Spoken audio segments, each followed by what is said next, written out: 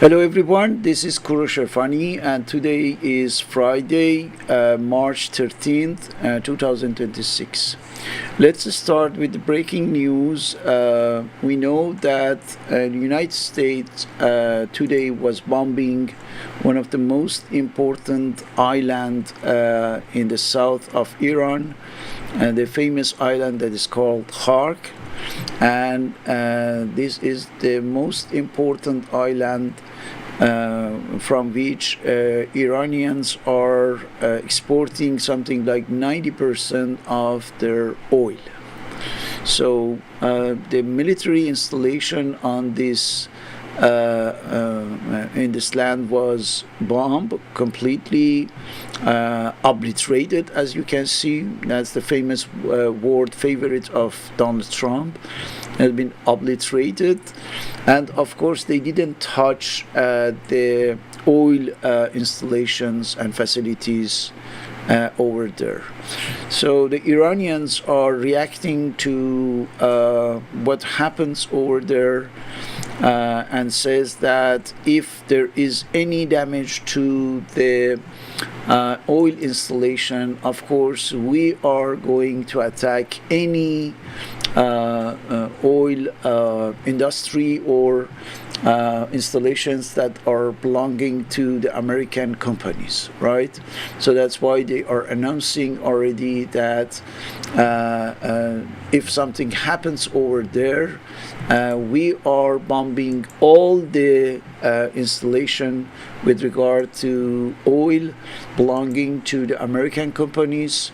Here you can see spokesperson in Iran says Iran's military will destroy US-linked oil infrastructures if its own facilities are attacked.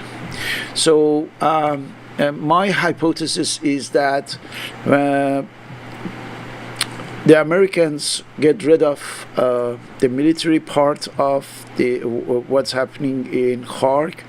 Now that's a really good moment for Israel, an excellent opportunity, we can say, to spread the war in such a way that all the countries, all the Arab countries in the region can be against of Iran and even start to act against Iran. Because once they are in the face of the reality of losing the most valuable things that they have, which is the oil infrastructures, of course they don't have anything to lose, and this is what Israel is planning. So most probably some people are warning about that in the coming hours we should be waiting for a surprise by Israelis, even though the Americans don't want that, right? And we know that in some cases, for example, when Israelis bombed the oil installation and reserves in the south of Tehran, the American says that we didn't do that, and we don't want to do that. Why? Because when you start to attacking the oil industry, oil infrastructures, it means that Iran is authorized legitimately to answer, to fire back, and do the same thing. And of course, from that moment, we are going to have serious trouble. Israel is going to do that. If I am not wrong, it's going to happen very soon. And from that moment, I think we enter after today, which is the 14th day of the war of Israel and the United States on Iran, we enter the real step of this war, which means that these 2 weeks, with all the aggressivity that we can see there, will be just an introductory step, and the real war starts from the moment Iran, after having been bombed, of course, its own installation, and essentially in this island, the island of Khark, will start to obliterate, but this time really obliterate all the oil facilities of the Arab countries. We are talking about the oil facilities of the Saudi Arabia, Kuwait, United Arab Emirates, Qatar, Bahrain, and even Oman. So this is something horrible, terrible, that can bring about a huge increase in the price of oil in such a way that some sources are talking about the possibility of this. Look at that. So the Economist reports that if the Strait of Hormuz remains closed just until the end of the month, some analysts reckon crude could surge to 150 to even 200 a barrel. And I am predicting that if such a thing happens, for sure we won't have to wait until the end of the month, and immediately after such an event, which means bombing the oil installation of the Iranian island of Khark, and then the fireback of the Iranian to destroy the oil facilities of the Arab countries in the Persian Gulf, we are going something like this immediately after a few hours. I can tell you 150 or even 200 a barrel, because before all of this, already a few hours ago we got to $104, even though right now if we go through the CNN business page, you can see that right now it's something, the Brent crude is around $90, 90.24, but as you can see, we have been till more than $104 according to some sources, which is significant because we didn't have yet this situation we are talking about. But as you can see, the people are reporting that we got already $104 for oil in the 15th, which means at the beginning of the 15th day of the war. So if there is such a possibility or such a preparedness in the oil market, I think if the event we are talking about happens, right, we can be sure that it will give rise to a huge surge of the oil price, something like $150 to $200. So we should know that if this occurs, we are going to have the gas price in the United States, according to estimation, between $7 to $9 per gallon, which means almost twice of what it is in some cases, and from that moment, of course, we must be ready for something horrible in the United States and its economy. I think the United States is somehow aware about that. That's why Trump is talking about the possibility of getting more and more oil from the California coast. Here you can see Trump administration invokes emergency powers to restart oil operations of California coast. We know that these operations had been shut down because of the environmental issues, but now under the excuse of emergency situation, they are trying to, create effectively this catastrophic environmental situation here in California in order to get more oil. Why? Because they know that something bad can happen over there, right? They know that Israel can make a horrible situation, come about over there in the Persian Gulf. So that's why they want to rely more and more on the internal sources. But we should know that it's really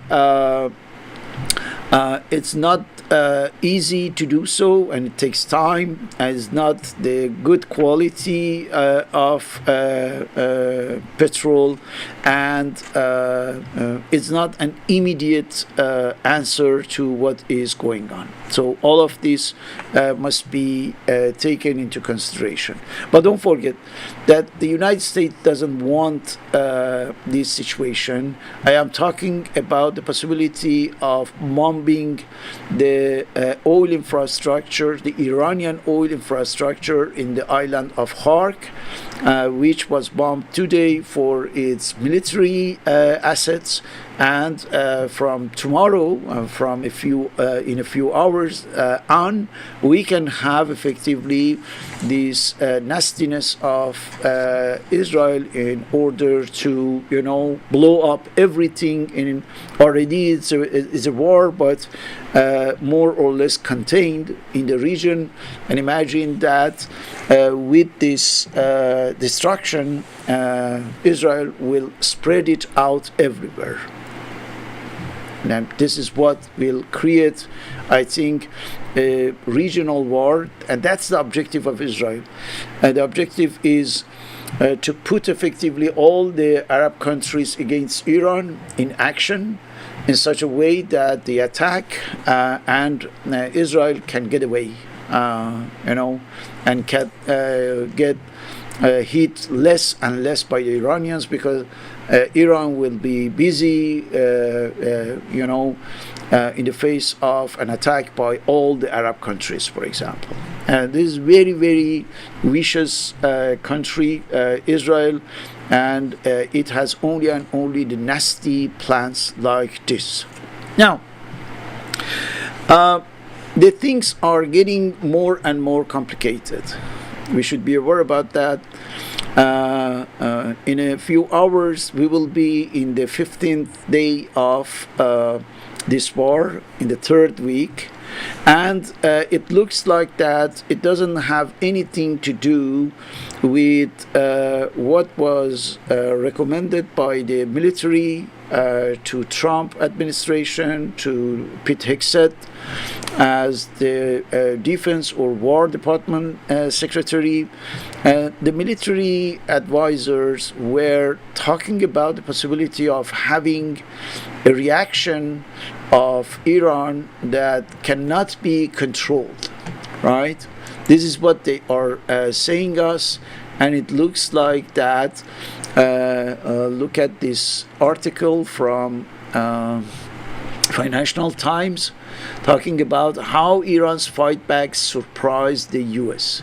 Surprised because the decision of the United States has been based on a lot of lies, misinformation, disinformation, manipulation, and misinterpretation provided by Israelis, mainly by Israelis, even though we cannot deny the role of the Americans in this catastrophe. But Israelis wanted really bring the United States into this war at any cost, in any way. And that's why they didn't hesitate to provide a lot of lies so that they can be completely misguided, misled, and finally accept to participate in this war. Don't forget that the Americans had the impression that they are going toward something that should last between a few hours to a few days. The reason for which Trump was using the term of incursion, right? That's a short incursion, because it has been said to Trump that we are doing that. We are going to do just a short incursion, an operation for a few hours, 1 or 2 days, and that's all. Like what we have had in Venezuela, for example. And they thought really that it's possible to do it with Iran. Why? Because they didn't have any information about Iran, because they have been kicked off from Iran in 1979, and from that moment, the Americans didn't have any direct source of information and intelligence in Iran. Everything was by a second hand, and mainly by who? By Israel. Israel, of course, was very well informed about what's going on in Iran, had information and intelligence. But they didn't really provide to the Americans what was the authentic data, the authentic information, the first-hand information. They manipulated it, they shrunk the problematic portion, they exaggerated where it could really encourage the American to do so, and from that moment, in the absence of any possibility for the American to check that, to recheck that, to verify that, of course they accepted, because they considered Israeli as their allies, and normally an ally doesn't really lie to you, right? It can provide you with the information that is authentic, real, and based on the reality on the ground. But Israeli are totally deceptive in this case, and we know the consequences. That's the consequences. Because now we are talking about the United States that will have many, many troubles, even in the aftermath of this war, which means that the period of the post-war period will be even more problematic for the United States than the period of war itself. Why? Because the Americans lost completely any credibility in the international scene. Now, many Asian countries are reviewing really their strategy of defense, national security, because they are seeing that the Arab countries of the Persian Gulf are in a very bad situation because of the impotence, lack of capability of the Americans to defend them. Right? So that would be the same thing. And essentially, for example, for the South Korea, we saw that Americans requested a lot of defense installation over there to bring them to the Middle East because they were lacking for the war with Iran.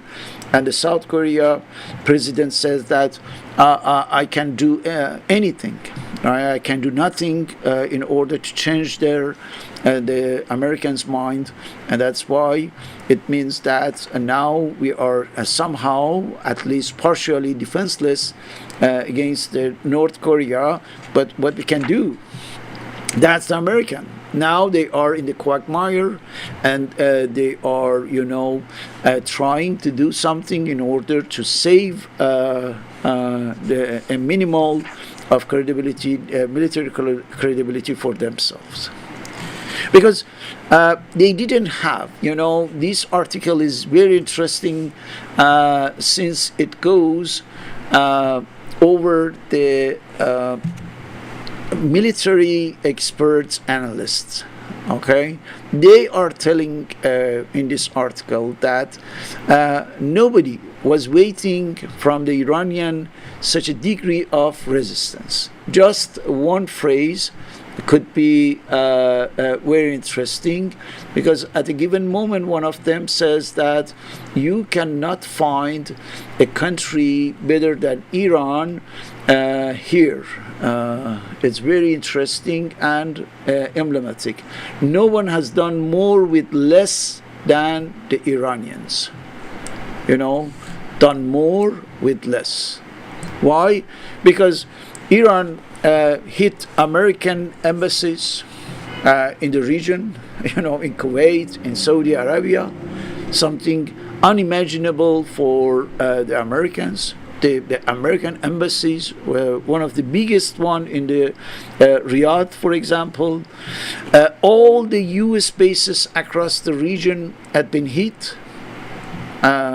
Another unbelievable thing, as I told you, 50 years of efforts of installation, creating the infrastructure facilities with more than $1 trillion budget gone, blow off completely.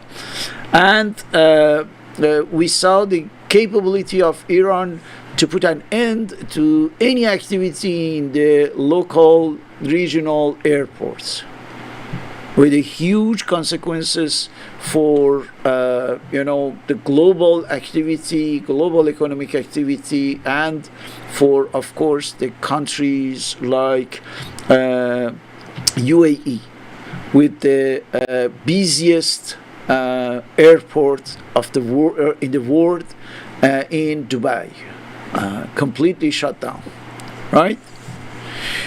We saw that Iran attacked the data centers, something that no big companies was really thinking about, that would be possible to have their data centers blown up by Iranians. We saw that Iranians are able to chase the Americans. Where? In their bases? No, in the hotels. Every move, and in this article several times says that it's unbelievable how Iranians were able, look at this, Iran has precise intelligence when it comes to not only where we are based, but a lot of our patterns of life and how we work as military. So that's why they were able to find the hotels in which these militaries are migrating from their bases and hit them, hit exactly the floor or the rooms where they are. Iranian dismantle completely desalination plant for some of the countries, and you remember we said that they can completely take off all the power from these countries, and in this case there would be a crisis of drinking water shortage. They hit the ports, in the region, the harbors and ports. They could destroy a lot of oil and gas facilities, and they are ready to make much more damages over there if it happens that Israel or the United States wants to attack the oil industry of the Iranian side, and even the residential buildings. Right? All of these from a country that was not supposed to be able to do none of this.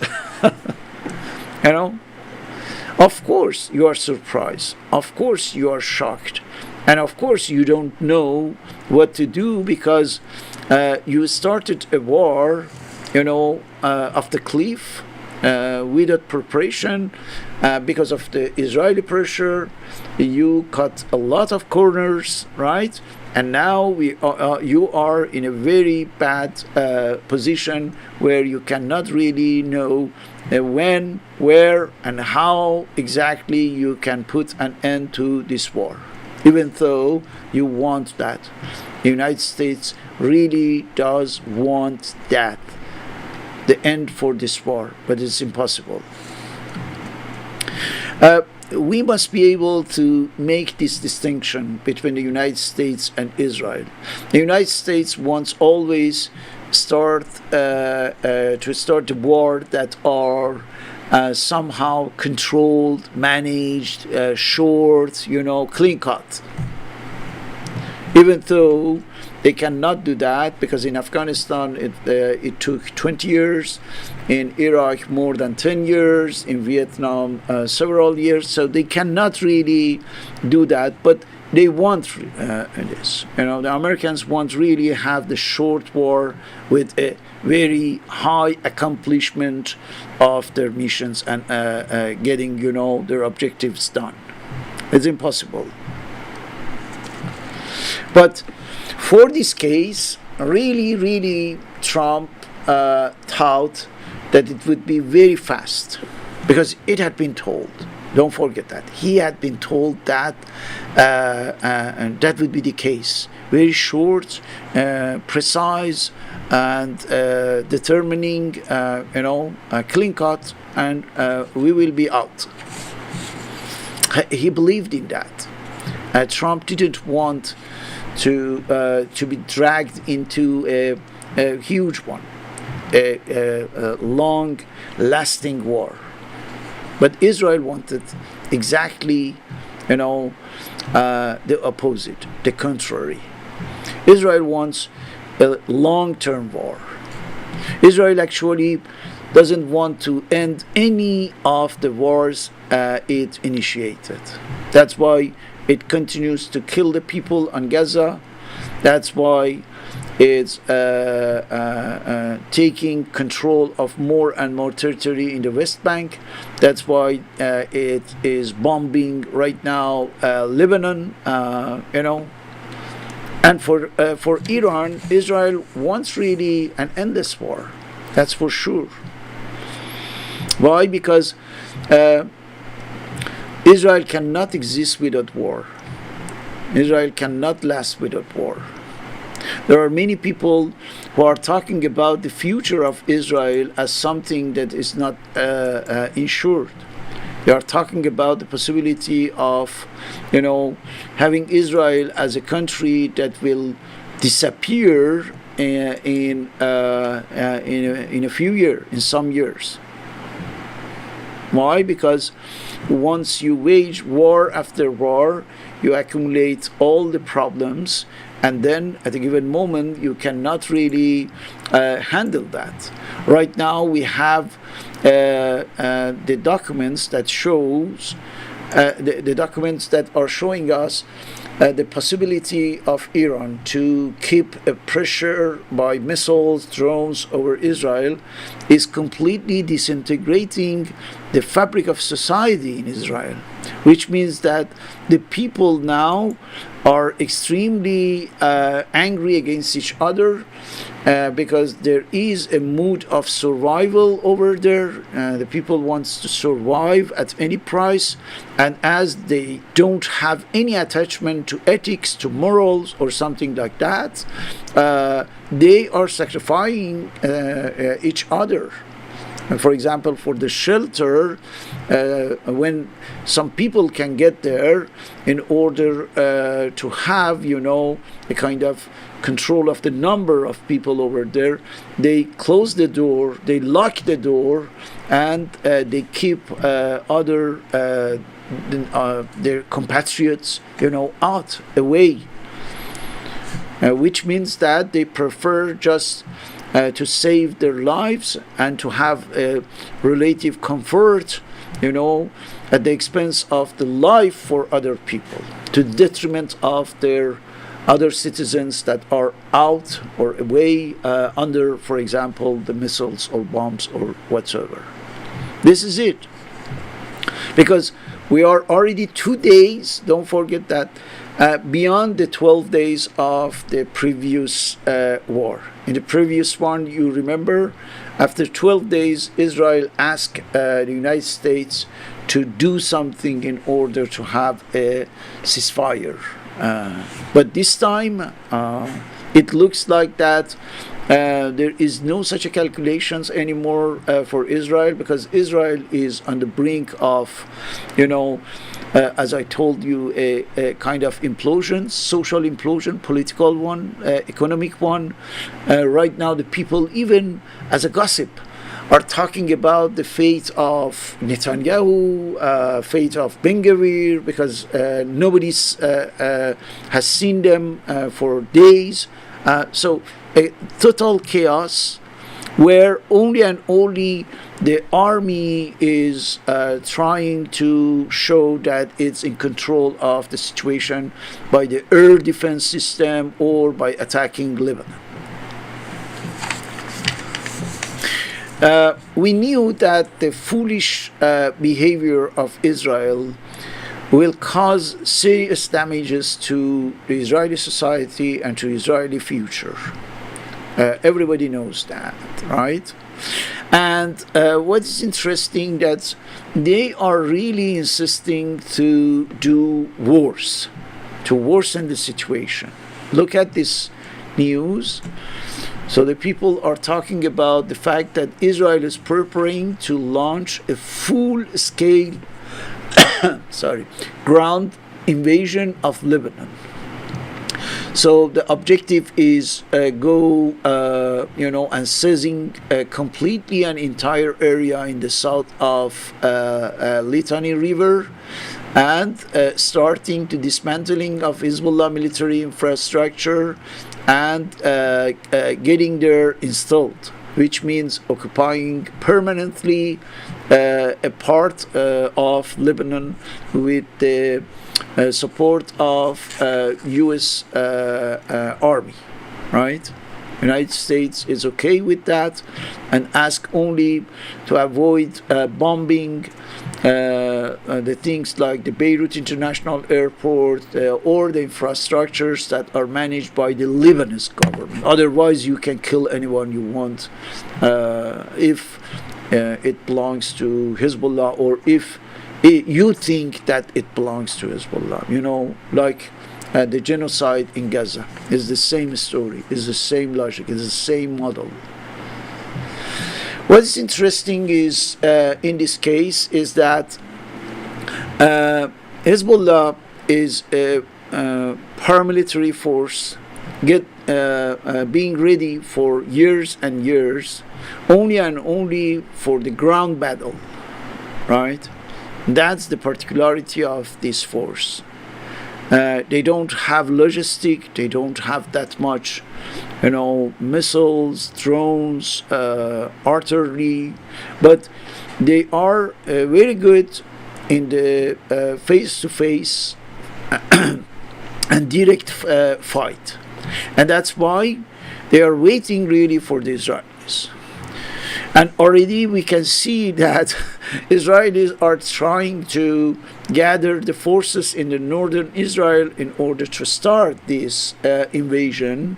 And Hezbollah and Iran as well are targeting them, because any gathering means that many soldiers, hundreds and hundreds of soldiers in one place, because otherwise you cannot organize, or getting the tanks and the armored vehicles over there. Of course, once you do that, before attacking, you are the best target possible. That's why Hezbollah is getting a huge amount of casualties from there,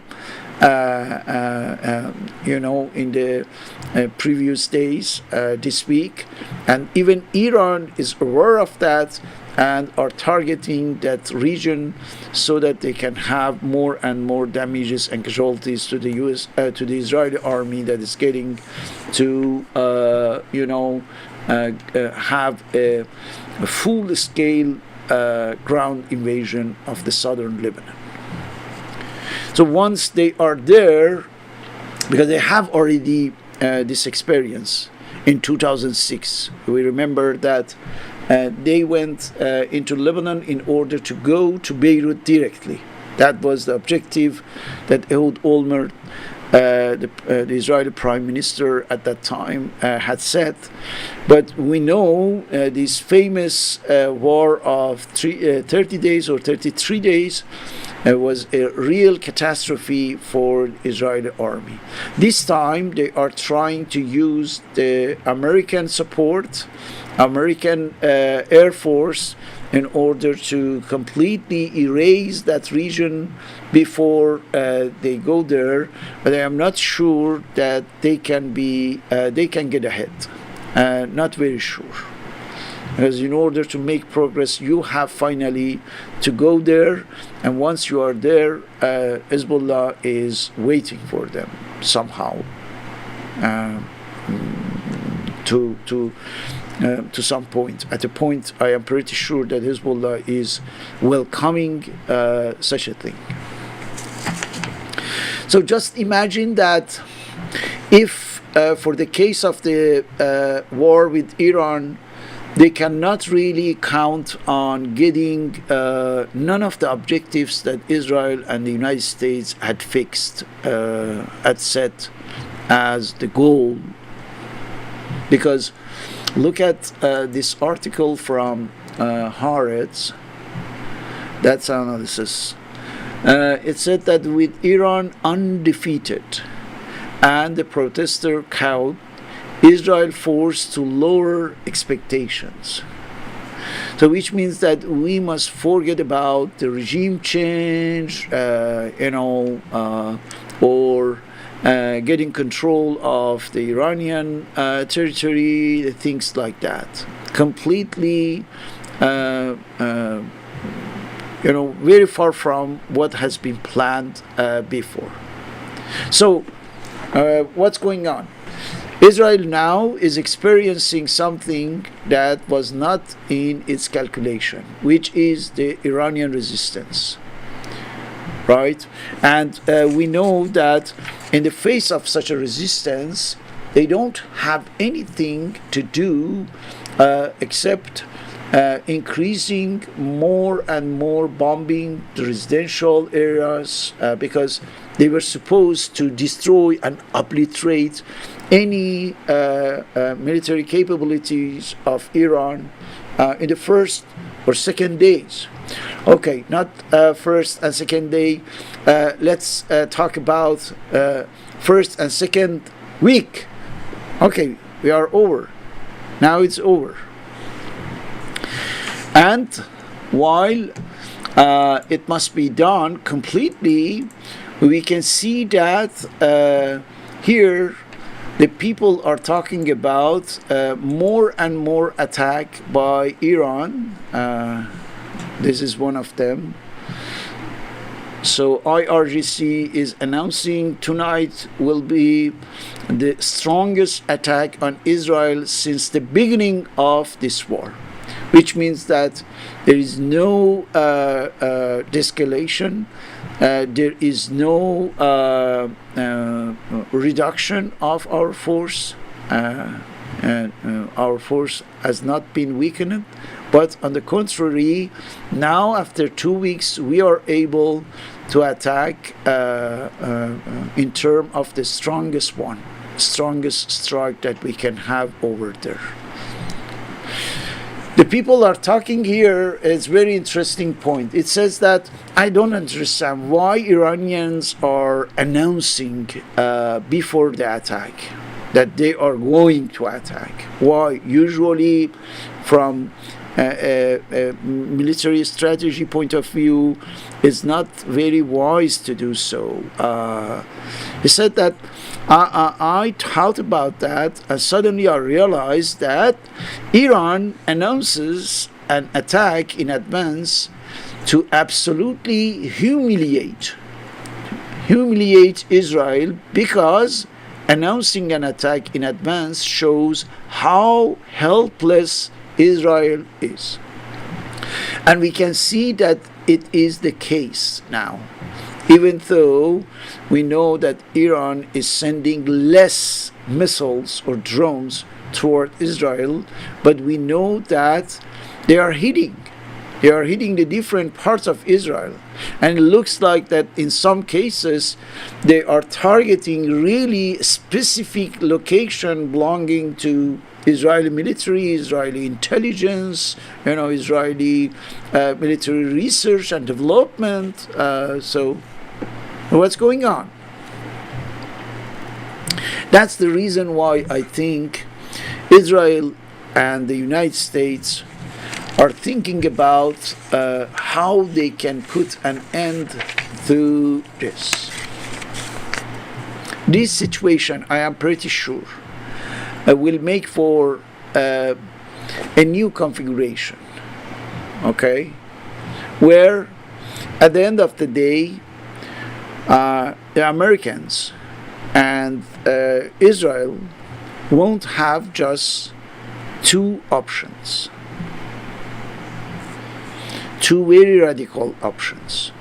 This is unbelievable, but in accordance with the reality that we can observe, the facts, we can see that there is not really any other option. There is no a third option, according to what I am watching and going over and observing. The first option is to accept the Iranian victory, to accept to be defeated. Israel and the United States must accept to be defeated in this first option. So what does it mean for the region, for the future of Israel, for the future of the United States? Really, really bad.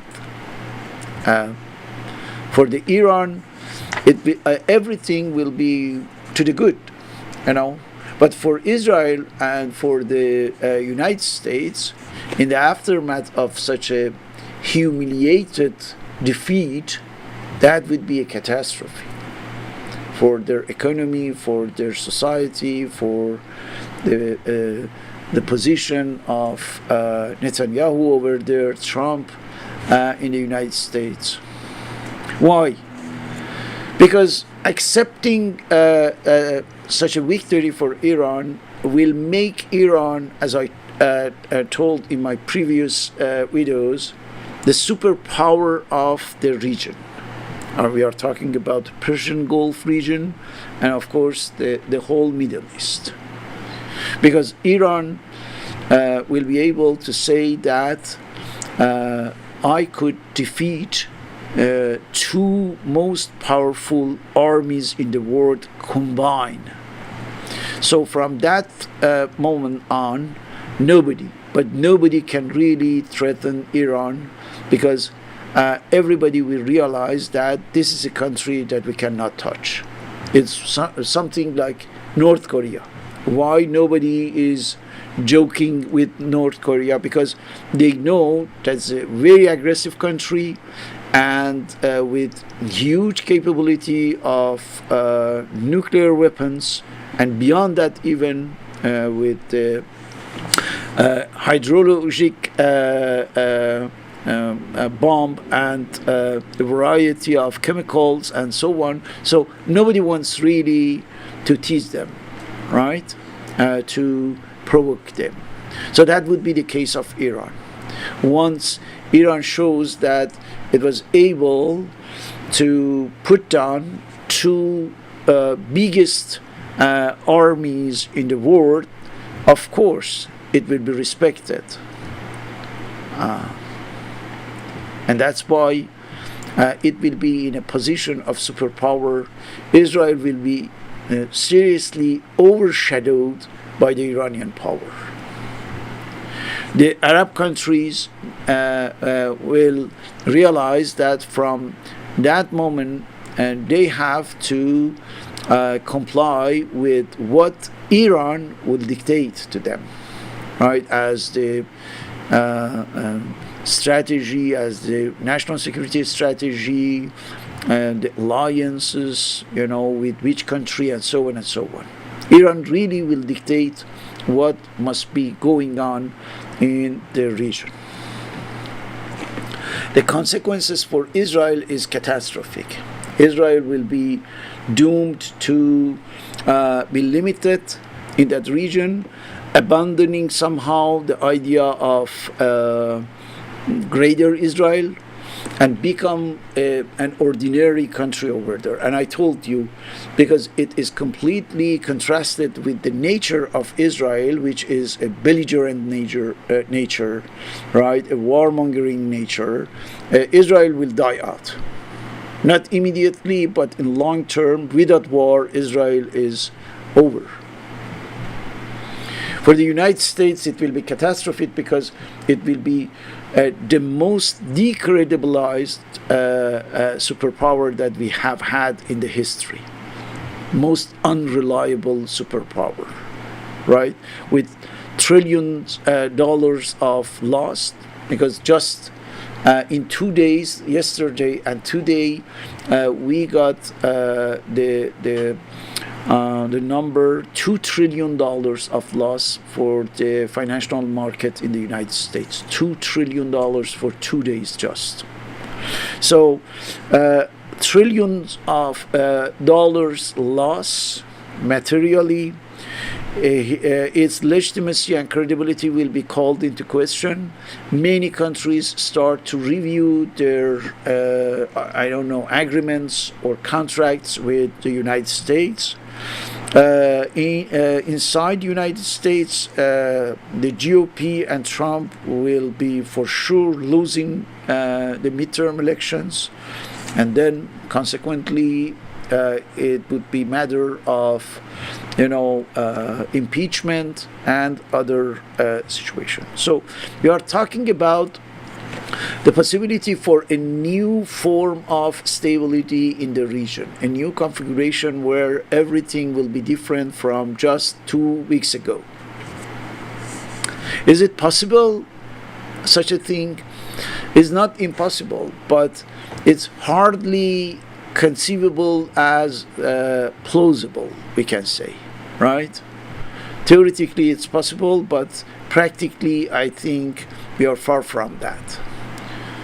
And especially because of Israel, not only for the humiliation that the United States must go through, but essentially for Israel. That's why I think Israel will select the second option. I said that there is only now, at the end of the day, 2 options will remain. One is this one, accepting Iran as the victor of this war and being humiliated, completely erased from the region, Israel, United States, for long term even, and having Iran as a superpower, which is a complete nightmare. And the second option is, go for nuclear. All right? And nuclear means nuke Iran. And I think, if I am not wrong, they started really to prepare everything for this second option. This title is very paradoxical, because on the one hand is talking about the necessity of having the lower expectations by Israel, right? Because it's forced to do so. But this is what can force Israel to accept the first option, the victory of Iran, And at the same time, it's talking about the fact that if you don't want to do so, if you don't want to be, to have this historic humiliation for Zionism and for the Zionist entity, what you have to do is the second option. And the second option is a radical one. But what is very worrisome is that the Zionists are preparing the grounds for this second option. Look at one of the media belonging to the Zionist, The Economist, with this title: So Iran's new supreme leader, Mojtaba Khamenei, is thought to be more eager than his late father and predecessor to get a bomb. Hello? So we are back to the square zero. The huge capacity and risk and danger of Iran to finally get the bomb. And as we killed his father, who had a fatwa in order to prohibit the production, the fabrication of the atomic bomb, right? This guy, which is now to be in a very bad mood. Why? Because look, after the killing of his family, he may not be in the mood to negotiate, but on the contrary, it can be in the mood to get the bomb. So what does it mean? They started, the necessary story in order to create the conditions for who? For the United States. Saying that not only you didn't obliterate the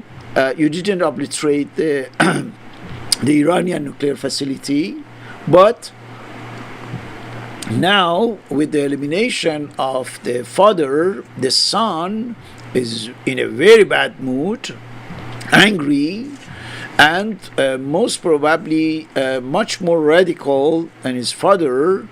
And of course, he is, this is not information, no? This is interpretation, this is manipulation in order to prepare everything for that option we are talking about.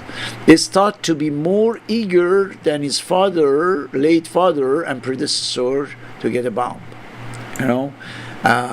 because we in the Economist, we have a very specific power to know in which mood the people are and what is really the consequences. So that's why we are saying there are no good options for Iran's nuclear program. They are talking about bombing more than 5,000 targets in Iran during 2 weeks. Two most powerful armies in the world, and now they start effectively to talk about that the result is zero. The result is not good at all, finally, because the guy is very nervous, in a very bad mood. He lost everyone, his father, his wife, his children, and so on. So that's why we think in The Economist, we are very specialists, right, for that. That's why we think that that guy is really, really eager to get the bomb, right? This is how it works. You remember in 2003, Colin Powell in the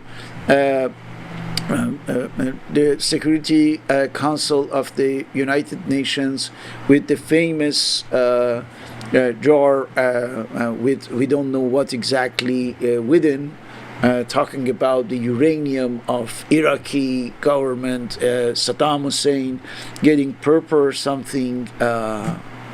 It's exactly the same circus. It's the same criminals. It's the same mafious people. So after having bombed, after having several times they have been talking about obliterated, completely obliterated, and now we can see that no, what has been obliterated is all the other options than nuke Iran, right? This is the only thing that I see obliterated. Any other options? Normal war, peace, agreement, ceasefire, or anything, and we have just one and only one option, which is that's it. They want to get the nuclear bomb, We are sure that Mujtaba is much more radical and in a very bad mood. In this mood, he doesn't want to negotiate, he doesn't want any ceasefire or anything else. So the only thing that we see possible would be the nuclear bomb. Why? Because they have 400 kilograms of uranium that is enriched at the rate of 60%. The AIEA announced, the International Atomic Agency announced that we know at least 200 kilograms of this famous enriched uranium should be somewhere in Isfahan, right? Because they want really to bomb all the facilities over there. We are talking about the research and the industrial reactor of the nuclear facility in Iran, and they are finding, an excuse with this agency, which is one of the institutions that belong to the Zionism, in order to do this final blow.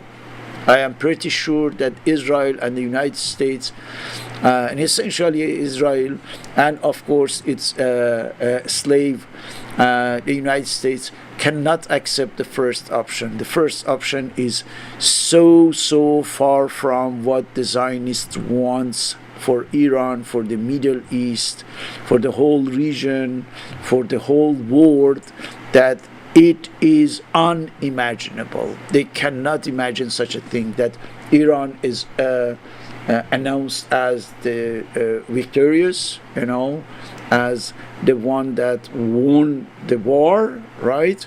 And from that moment, of course, the United States must be considered as loser. Can you imagine that Trump comes and says that we lost the war, and now we have to accept the normal rights of Iran? These are the three requests of Iran for any ceasefire: that our legitimate rights must be recognized, like enriching the uranium at 3%, so having nuclear activities, of course, that they must pay for all the damages, recompensation, and they must guarantee no more aggression, no more military attack, on Iran. So how we can imagine that a monster like Benjamin Netanyahu, or a completely foolish individual, brainless like Trump, accepts such a thing? I don't see even 1% chance for this scenario, even though is the most logical result of such a chaotic, stupid process, right? For many people, that's the only option. They don't see anything else, right? And that's why they are recommending effectively to do so. But I think because they are surprised, right? This is the title of the article we were talking about. Because they saw that Iran have fired more than 3,000 missiles and drones at the US allies in the Gulf, and of course hundreds on Israel, because they saw that Iran is able to strike tankers, merchant vessels in the Strait of Hormuz. The Strait of Hormuz is completely shut down, because they see that they are able to close completely the Dubai's airport, for example, or the refinery in Abu Dhabi, in the Kuwait's airport, and capability to destroy completely any grid power in the region, or the oil infrastructures. For all these surprises, of course, now they are in a very tight corner, and they have to make a decision, right? The decision is either accepting the defeat, a complete failure humiliating failure, or to go nuclear. So to me personally, the chance for accepting the first one is really 1, 2, 3, 4, 5%, less than 5%, really, objectively, with the knowledge that we have, from Israel, from Zionists, from Trump, from this absolute idiot team in the White House, under total control of the Zionists, right? When we see this idea of the Zionists to go toward the Armageddon, believing that that's the end of time and we have to accept the final war and we have to do whatever it must be done, I see much more, something like more than 90% chance for this second destructive option, which is to nuke Iran, and from that moment to trigger a nuclear world war, a complete nuclear atomic international conflict where every country that has this power, nuclear power, will be somehow involved in one side or another, and then we get to the end of our presence as the human species on Earth. Again, as you can see, when I start my discussion, my argument in any program, I don't have any a pre-established idea or preconceived idea about the conclusion, right? That's against the nature of, let's say, research-oriented approach, right? But as you can see, when we dive into the details, when we break down the different components and elements of the issue, at the end of the day, we don't see any other option for now. In the 14th day, at the beginning of the 15th day of this war. Tomorrow, in 2 days, in 2 weeks, we don't know. But after 2 weeks, as you can see in all my programs, this discussion automatically, spontaneously, naturally, normally, without any really pre-organized orientation, right, finally leads to this conclusion, right? All my discussion make for this conclusion, result in the fact that most probably these crazy people, these completely insane Zionist people will trigger the starting of the World War III, atomic World War III. I hope not, but this is what we have for now as perspective and possibility. Thank you very much for watching this video. Please help me to share these videos with other people and leave the comments so that we can have a kind of brainstorming through the comments. Thank you.